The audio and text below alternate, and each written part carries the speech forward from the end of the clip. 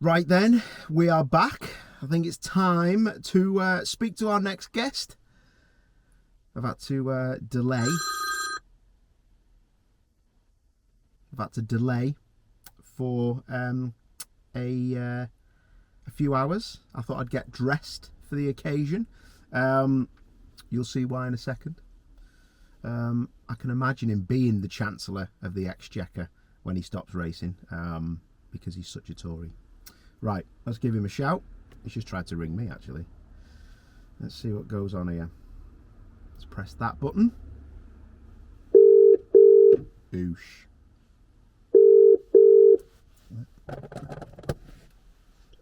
Hi, you're through to the Paul O'Neill fan club. This is Tom Ingham speaking. How can I help? Mate, well, that's a lie, because there's no such thing. No, that's very true. No, there is no fan club, is there? Mate, there never was. There never will be. And I can imagine that... Oh, no. I think you're on to get one. I think you're doing well. Mate, actually, I never actually ever really know what I'm going to be asking people. But with that in mind, you have a dog that has more fans than you, mate. Work that out. You have got such a big following, full stop. But it is amazing to see cardboard cutouts of you and Yuri. I love that. Or is it Yuri? Yeah. It's a bit weird. He is a little celebrity, and everyone keeps saying, when's he going to get his own Instagram page? And we're like, the trouble is, if he gets his own Instagram page, I won't have anyone following me anymore then, and that's the problem. Suddenly I'll lose all of my followers to my dog, which is going to be a bit weird. But I think that just shows you the demographic change, and I know you're a businessman, mate. The demographic change in who watches British touring cars now, I think is down to the likes of yourself and Ash Sutton, the younger kids coming through. You must see there's a lot of fans out there who didn't know I raced, actually. Don't even say it, mate. I know what you're going to say. Yeah.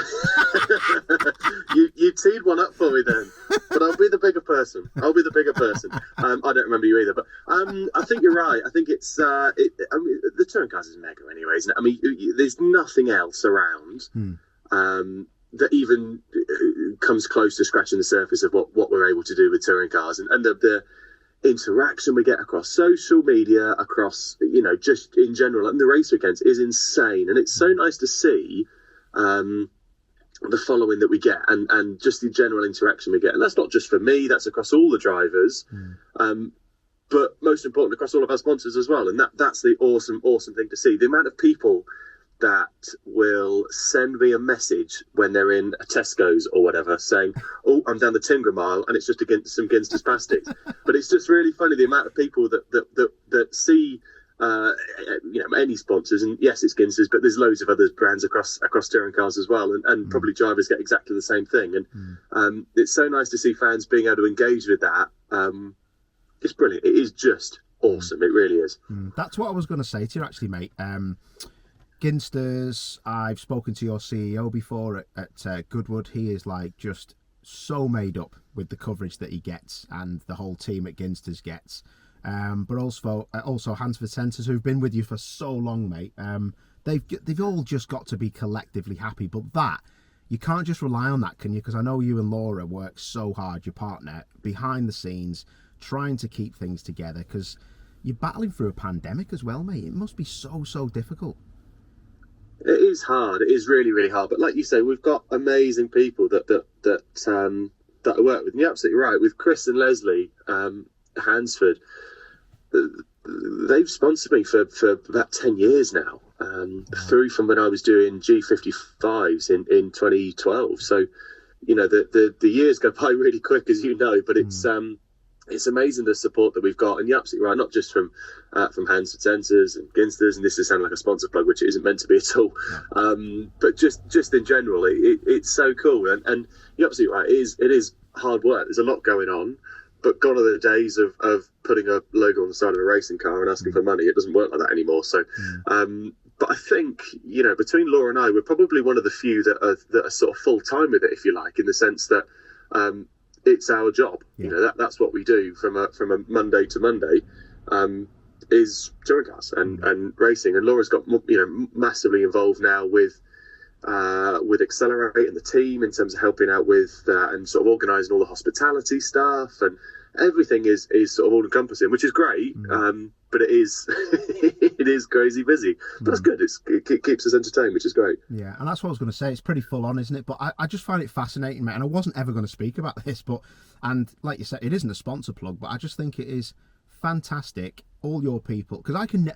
Weirdly, mate, I just could probably name all your sponsors, logistics people, all those people I see prominently on the car. And me and you haven't spoken before doing this and said, "Oh, can you mention this, mention that?" I just think it's a fine It's a fine example, Tom, to any youngster out there who, you know, I get so many people, I'm sure you do, just saying, "Oh, have you got any rich businessmen or women to speak to about sticking on the side of the car?" It's not about that, and you're one of the only few. There's only you, Plato, and maybe Sutton and a couple of others that Dan Lloyd gives it a real hard go as well to make it your full-time profession and business.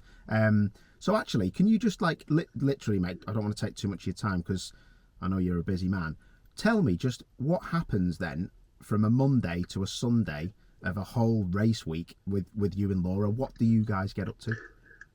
Yes, I mean, this is obviously a good example because we're going into Donington this weekend. So a lot of it up to this point is you know, for Laura. So Laura's flat out downstairs at the minute with looking after all of the numbers that we've got for guests, organising all of the hospitality side of things, so making sure all of the silly bits and pieces that people won't ever realise. Make sure that the fridge truck, you know, the fridge trailer, we have a fridge trailer, make sure that turns up in time before the hospitality unit turns up in time, and making sure the guys that are setting the hospitality unit up know what time to arrive, and just loads of little bits and pieces like that. And there's all of the joining instructions that go out for all of our guests to make sure they know A, where they're going, B, what time they're there to arrive to, and then we're planning all the sort of stuff over the course of this week in terms of what we're doing social media wise, when it's going out, what's going out, what time it's going out, bits and pieces like that. What else have we got now? We've got all the general admin stuff in terms of life admin, if you want to call it that, of getting race kit organised and all your clothes organised. We've then got all the merchandise that we do, so people will see the Tinker merchandise stand that we've got there. So stock taking all of that, making sure that's all in order, making sure we've got enough stock to take with us. If there's not, organising it, making sure we've got stuff to go, loading the van, making sure hotels are booked for that. So unfortunately, the actual driving part of it is the smallest part. The actual enjoyment part of driving the racing car is probably only 5% of it, of the race weekend. It's all of the external stuff that goes on. And that's the mad thing. I'm going, "Oh, you drive a racing car for a living?" Yes, I guess, but that's almost the smallest part. Hey, and it's all the other bits that go with it. And that's if you're lucky, you have a good weekend, isn't it? Do you know what I mean? Well, that's so true. That's so true. So no, it is full on, but it's good. You know, that's what we do it for. And I had a busy week last week because I was at Goodwood. Because I'm doing the members meeting. Then I had I had GT Cup with a friend of mine that we raced in the 488 Ferrari. So it's flat out. It's all the way through. So it's good. I love it. I absolutely love it. It is really, really good fun. But like you say, hard work. Hard work, but it's good. It's nice. And that, Tom, is what I always like to get across to the fans, because a lot of them are educated, but some of them don't really understand that this is like them going to do their job, you know, fitting a boiler or, picking up dustbins or selling cars. It's exactly, if you get this wrong, that's you done. You don't take the money home to pay your mortgage, because I'm assuming you got a mortgage like me. Yeah, and that's the mad thing, is you think it's exactly the same. And I have to pinch myself every now and then, because you realise what a crazy thing you're doing. But it is effectively like on a Saturday afternoon, somebody going, "Right, I've got a boiler to fit at this 3-bed semi," going around and having 10,000 people watch them fit a boiler, going, "Don't make a mistake. Oh, you didn't do that very well, did you? I'd have tightened that up first."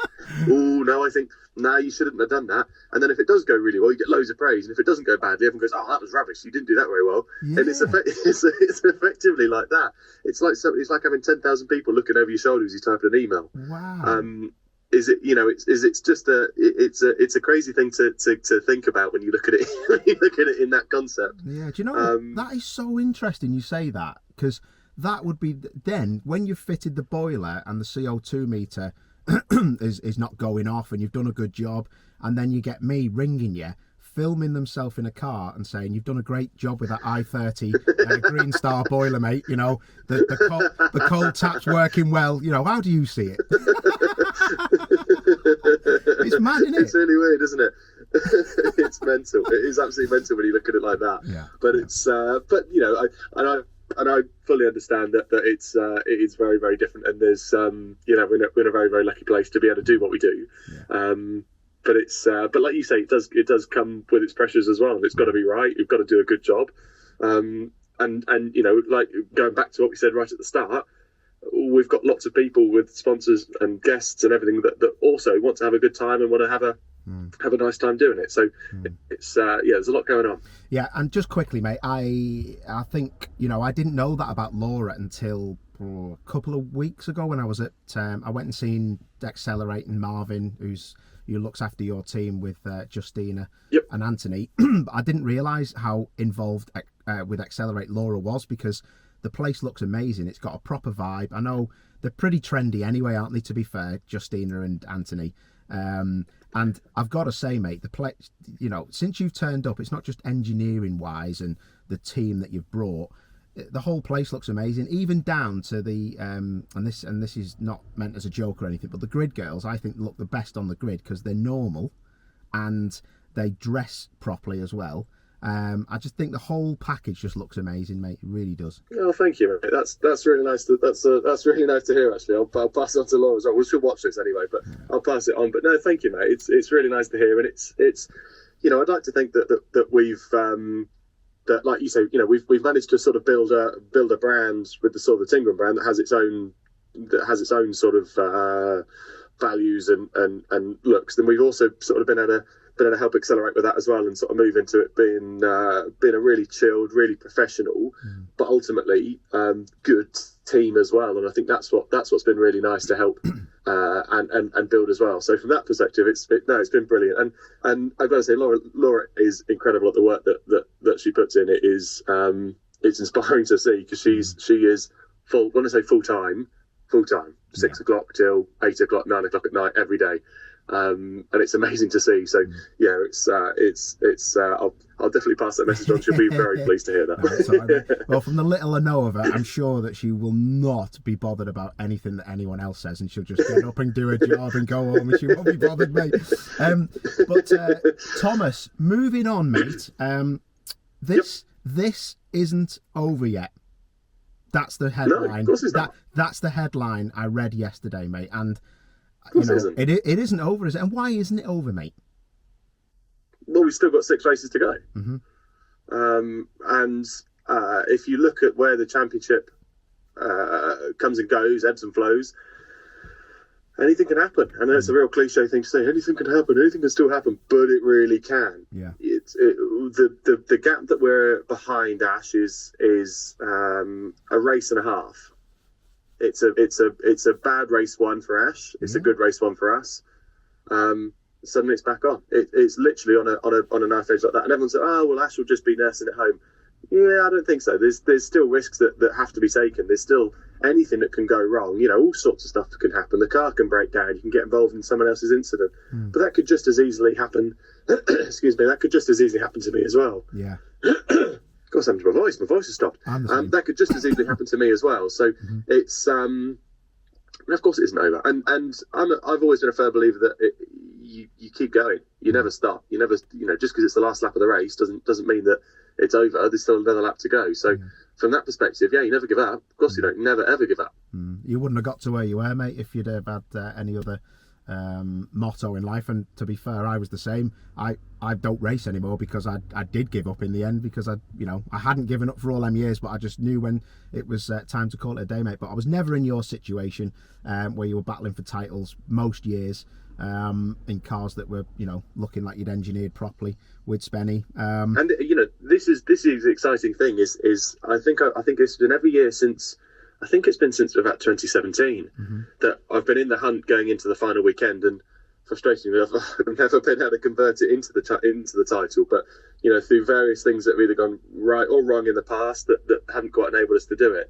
You know, is it going to be a tough ask? Yeah, of course it's going to be a tough ask to win it this year. Of course it is. Ash's Ash is in a good place with everything this year. But it's been every year since 2017, and that's been through Aventus, it's been through Corolla, and now it's been into the Hyundai as well. So from that sense, it's nice to have been able to join Accelerate, and in our first year, like I said, we've got to get through this weekend first, but still be in a position that it still feels as though towards the back end of the year, it's still on and it's not over. Yeah, exactly. That's the thing, isn't it? Getting to the very last race of the very last weekend of the mathematical chance. That's all you can hope for. Yeah, of course. What about then, Tom? Do you feel like, this is a really direct question actually, do you feel like Ash Sutton's stroking it home? Yeah, I think so. Mm-hmm. Yeah, I think so. They've got the car working immensely well. It's for me, if you look at what he's been able to do with the weight, it's the best car on the grid by a country mile this year. Mm-hmm. I don't take anything away from Ash. That's not me saying, well, Ash is very good, because he clearly is. He's a blooming good driver. But he's also matched with a very good car as well. Mm-hmm. And that is, as you know, as we all know, half the battle. You can look at it up and down the years of good drivers who have been in bad cars and you've not been able to do it. You look at when you've had a good driver in a good car, with Ash for the last couple of years with the Subaru and then with the Infiniti as well. He's been in a great place with it, and like I said, I don't take anything away from Ash at all. I think he's absolutely top class. But he's had the full package available with it this year. And again, he's put the hard work in. He's worked with Aiden. He's improved the team. He's come in. He's led it. So full respect to him and his engineers as well. They've done a cracking job. But it isn't over. I think he is in a place that he can probably take less risks. Ash isn't going to want to take less risks because, like myself, he's a racer and you want to get stuck in and race. But equally, at the same time, he knows.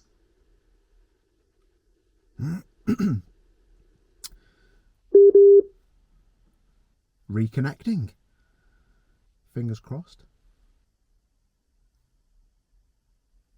It's probably my signal, to be fair. Very interesting up to now, though, isn't it? Let's hope that Thomas comes back to us. Tell you what I'll do. I will end that call and I will ring him back, and hopefully we don't have an issue. But give me time to have a swig anyway.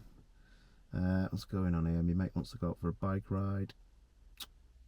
That'll be a bit later on. No one needs to know about that. Right. Thomas Ingram. Let us WhatsApp yo. He's probably done that on purpose. He didn't want to answer that question, did he? WhatsApp calling. Let's give it a go. Paul O'Neill fan club. Tom speaking. How can I help? You obviously speak to. Oh, it's you again. Hiya. There's only going to be me, isn't it? Ringing my own fan club. Sorry, mate. I think I've got like a 5G mast over the road, but it obviously doesn't pick me up, mate. It doesn't like. That's what it is. You haven't paid your phone bill, have you? That's what it is. Tesco sim, mate. It's knackered. Listen, you were saying about Ash, and we a lot of us pundits wax lyrical about him, and like you say, you need a good car. He is a fantastic driver. He's one of the best on the grid. There's a top 4 in my mind, and obviously you're in it, mate, because you're in the top 4. But you guys, I just like you care. But honestly, mate, I just think there is, if you put yours all in the same car, there wouldn't be. You wouldn't be able to tell the difference within the thousandth of a second, and that is how. No, and I'd like to think so. I'd like to think if you put Ash in a Hyundai, he'd be exactly the same pace as I would. If you put myself in an Infiniti, if you put Josh in it, if you put Jake in it, there's a number of drivers that I think we'd all be within thousandth of each other. Because if you look across the rest of the grid, that's how it is. And that's been my sort of bugbear over the last few rounds. Because I've been second in the championship, I've been carrying 66 kilos into every weekend. And that's been the difficulty. The difficulty is qualifying well, because you have a bad qualifying, you have a bad first race, you move forward in race 2, and then all you can do is keep your fingers crossed to have a good reverse grid to stand a chance of getting a race 3 win. Yeah. And that's where, with a front-wheel drive car, we've not been able to exploit that quite enough. And you saw that with Jake at Silverstone. I think Jakey was he 22nd, 23rd? Might not have been that bad. I might have given him a disservice then. But he was certainly in the 20s. The same as we were at Croft. But Ash was 6th, 7th, something else like that. And I think that's where we struggle. That's where a front wheel drive struggles compared to a rear wheel drive car.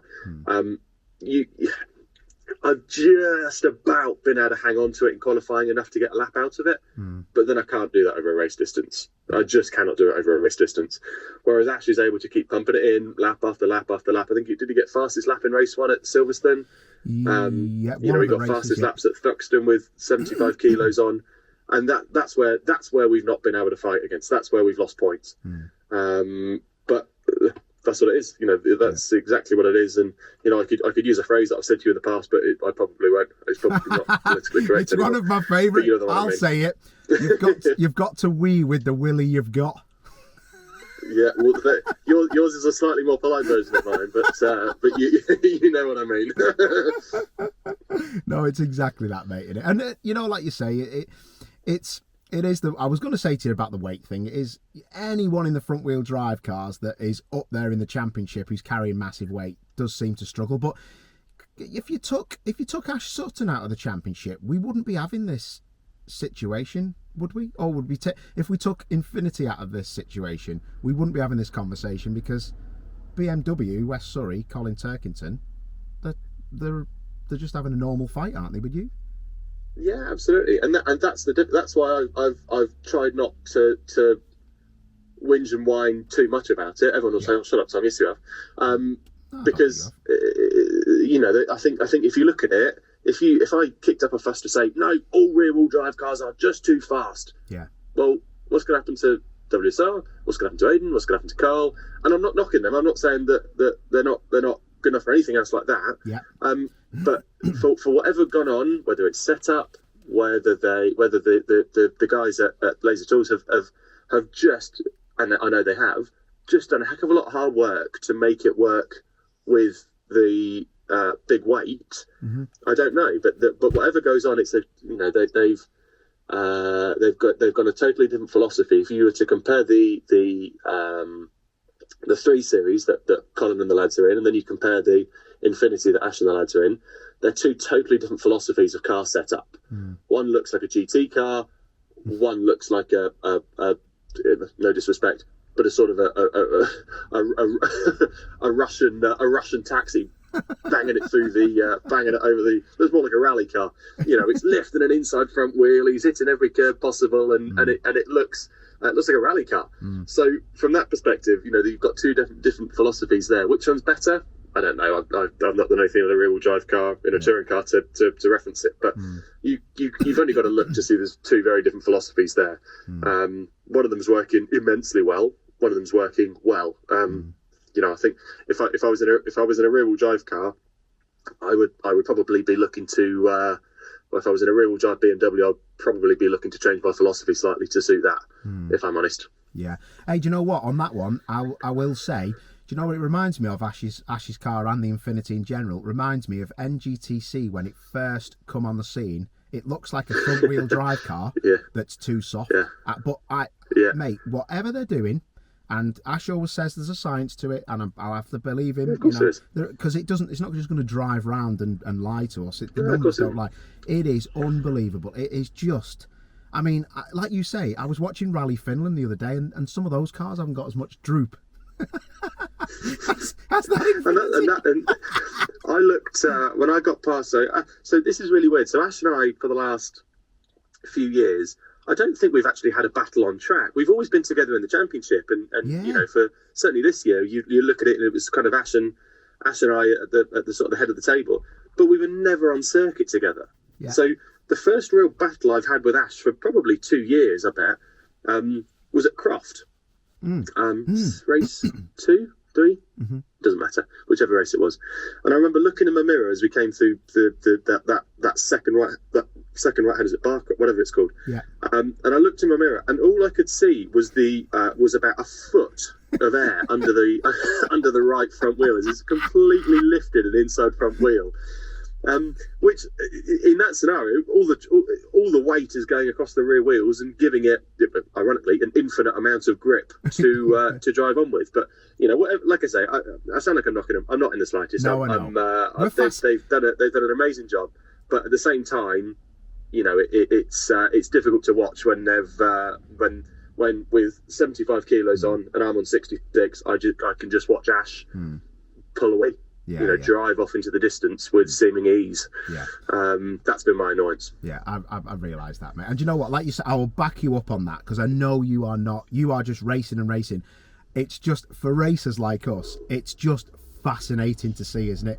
Like, you would love to just have a go with that car and see what is. Wouldn't you? I'd love 5 laps in it. Yeah, you'd love to do 5 laps in it, just to feel it and see what it does, because you look at the camber that they run, you look at the caster that it runs.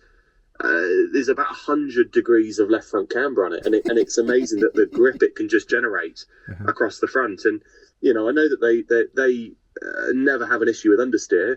They just have to sort of tame the rear down slightly and just give it a little bit more grip. So from that perspective, it's the polar opposite to us. They're getting what they need. And when you start looking at the philosophy of a front to rear wheel drive car, the weight distribution of a rear to front is better. And again, I could talk all day about it, and I'd just sound like a moaning old man, which I don't want to do in the slightest. But when you start looking into it, there's a lot of things that we struggle with against a rear wheel drive car. But I'll leave it at that. Of course, mate. No, fascinating. Absolutely love it. Fascinating stuff. Very last question. Don't want to harp on about it, but yellow flags into Brooklands with Rory Butcher. As a pundit, I know it's a grey area. Now I've looked at it a bit more, but it's not a precedent that I think should be getting set, mate.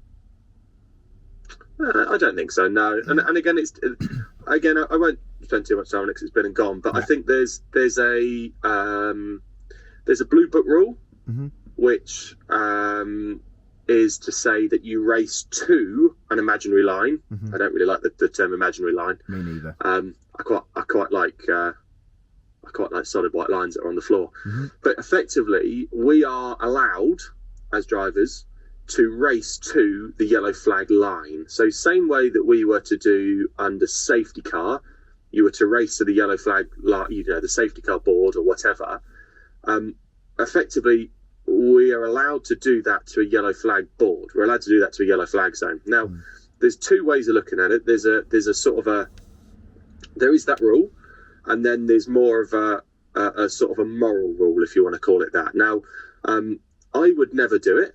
I would never see a yellow flag and think, right, well, I'm just gonna drive it to the board, and then we'll sort it out. Because if you've only got to have a couple of marshals clearing up a front bumper or anything that could have been, and actually, if you've then raced to the board, it's a very different scenario once you're in the yellow flag zone. So, I've always been, for the however many years I've been racing since I was 5 years old, so however many years that is. I've always been taught to just over respect the yellow flag zones, because you don't want to get yourself into any danger. Now, that was where I'd always been. So when we argued it in the officials' room, they saw it from both sides. It's a complete 50-50 move. You've got the moral rule and you've got the blue book rule. Unfortunately, the blue book rule, well, fortunately for Roy, unfortunately for me, you will always take the blue book rule, because so blue book, for anyone that doesn't know, that's the MS UK, so our UK governing body, the set of regulations that we all work towards. You will always go towards that, because they're the written down rules. Nobody legislates for morals or legislates for good manners. You legislate for regulations and set procedures. And when you look at it in the video, there's an inch, 2 inches, something of space where Roy's car is ahead of me going into the yellow flag zone. So was he wrong? No, he was right.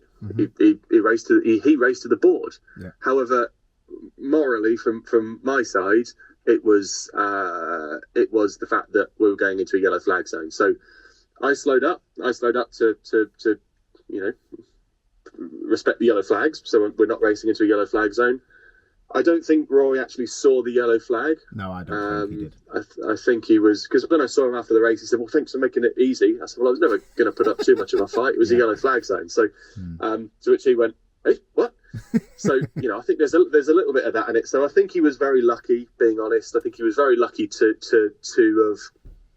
have got away with it. Now, I think it's a bit of a worry that we have missed a yellow flag at this level, but at the same time, I don't think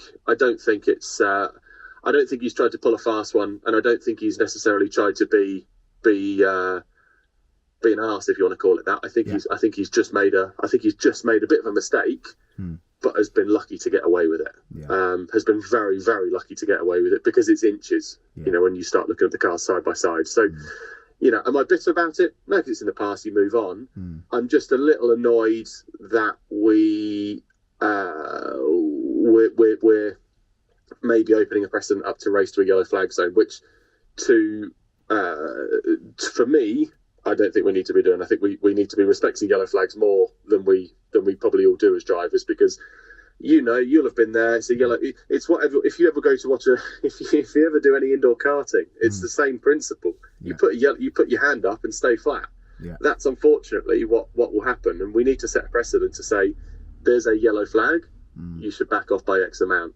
But like I said, like the rear-wheel drive debate, I could harp on about this for months and months and months. In reality, it's been and gone.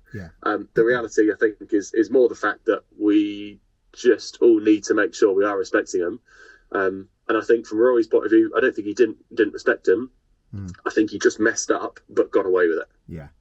Yeah, mate. Honestly, Tom, I couldn't have put it better myself. But the problem is that now we're talking about it. There's too much focus on it. I'm speaking to you about it, and now club racers and everyone else who's got a competitive mind will be looking to capitalise on that. And I hope, of course, Tom, that this doesn't become a problem where you could have turned round Rory by accident in that yellow flag zone. He could very easily have locked a left front, gone straight on, taken the front of me across, and both of us been off.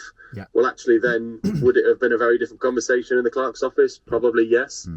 It wasn't, because I made it an easy move for him, because the place should have been given back. I think Rory should have seen that. Bearing in mind there were yellow flags out for 2 laps previous to that, or a lap previous to that as well. So that was my sort of argument. And somebody posted a video on Facebook of a yellow flag being pulled in as we were going past, to confirm it was nothing to do with that. That video, that bit of evidence was irrelevant to the thing that we were in for the clerk's office. That was irrelevant. Nobody looked at that and went, well, the yellow flag conveniently got pulled in at the right time. It wasn't nothing to do with that. It was literally the fact that we raced to this, an inverted commas, imaginary line, that Rory was ahead. But there's no hard feeling from my side. It is what it is. It's been and done. It's more the fact that we just got to make sure that it doesn't set a precedent, and we don't end up having this conversation again in sort of 6 weeks' time with a different outcome, because that is the worst thing. No, mate, I am fully with you. We both work with clubbers, people who are racing at a lower level trying to come through. They look at us, and we need to make sure that we're doing everything right to show them the way, in my eyes, mate. And you're dead right, because you're not really bothered about the extra couple of points.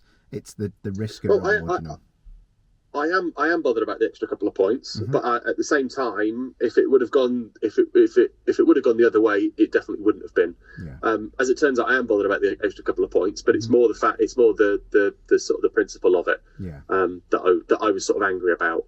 And Rory, Christian, myself, Marv all went into the clerk office. We shook hands afterwards, and like I say, there is no hard feelings. The only thing I am a little annoyed about is, and I don't know if you'll have heard of it. So this year, or the past couple of years, so how has this conversation gone on for so long? How have I ended up talking for so long? The whole push to pass debate that we've had this year with people just running into the back of each other. A lot of you won't have seen on the TV, a lot of behind the scenes stuff. There's been a big hoo-ha with team managers running into other people's garages saying, so and so pushed to pass, please give the position back. Now, it's not up for the team managers to make that decision. It's up to the drivers to have made that decision. So there's been quite a bit of that. And one of the things that happened after that was, this is just a bit of tactics. Is Marv got on the radio, said, right, shall I go up to Speedworks and ask for the position back? And I said, well, no, because, what will happen is if they don't give the position back now, well, then the places will get reversed after the race and we'll be given a win. He didn't need to do it because Rory would have won that race. even if it had let me back past 15 times, it'd have still driven past and won the race. Yeah. So I thought, well, hang on, this could be a nice easy few points at this rate. Yeah. So let's not worry about it. Let's just sort of have it given to us after the race, really, and be given a win almost, which would be, from that point of view, more interested in the points, not necessarily we won a race, because we didn't. It would have been more the points I was interested in. But yeah, that is what it is. Like I say, it is what it is ultimately. Like I say, I'm big enough and ugly enough to get over it. I'm not fussed. I'm not gonna look at anyone any differently this weekend. Like you say, it's just the precedent it sets that we've got to make sure it doesn't do anything silly, and we all just have to respect yellow flags. If it was exactly the same situation again, would I do anything different? Absolutely not. No, absolutely not. I would do nothing different to what I did. I'd have lifted. I'd have stayed safe. I'd have made sure my car was under control and everything you're meant to do under the yellow flags. I'd have done nothing different. So, and we do have a level of respect amongst drivers. All of us drivers at the front will all have respected that. And I think if Rory would have seen the yellow flag, he wouldn't have done that either. Yeah. So I think we are all on it. We are all respectful enough of each other. We are all respectful enough, certainly at the front. You know, I'd like to think that we're all a sort of a band of brothers, if you want to call it that. That we're all trying to look after each other. Yeah. That I think, you know, I don't think it will set a precedent. But exactly like you said, we've just got to make sure that anyone who's seen it, anyone that's watched it from Ginetta Juniors to anything else, doesn't try to do the same thing. We've got to make sure we are respectful of yellow flags. Yeah. No, you're dead right, mate. I think it was exactly how you put it. It was an fortunate set of circumstances which could have just gone on. Because it was just a perfect storm that we got away with. You're dead right. Thomas, mate, I cannot thank you enough, because everything you've just spoken about and explained, that just never gets put across, mate. It just never gets put across. So I know everyone that's watching, which will be about 3 people, my mum as well, will be made up with that, mate, because there was some proper bases covered there. So again, thank you for your time. Send my best to Laura. Give Yuri a stroke. I will do. See you at Donington, and good luck, mate. We look forward to the fight. Nice one. Thank you, buddy. Speak to you soon. Cheers, Tom. Bye, mate. Ciao. Bye, ciao. What? That was amazing.